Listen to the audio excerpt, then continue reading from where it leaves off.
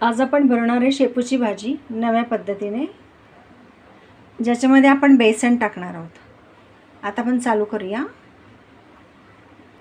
आधी आपण तेल टाकले आणि तेल थोडं जास्तच टाकायचं, कारण आपण बेसन टाकणार आहोत ना, त्याच्यामुळे थोडं जास्तच टाकायचं. आता मोहरी टाकली आहे, लसूण, मिरची, कांदा, हे सर्व मिश्रण छानसं हलवून घ्यायचं. असं कांदा जळता कामा नये, व्यवस्थित तेलात परतून घ्यायचा कांदा.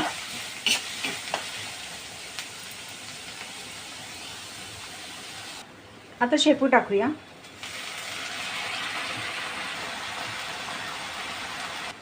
मीठ टाकूया, हळद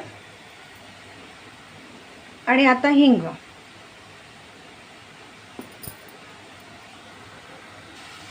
आणि ह्यांना छानसं असं परतवून घ्यायचं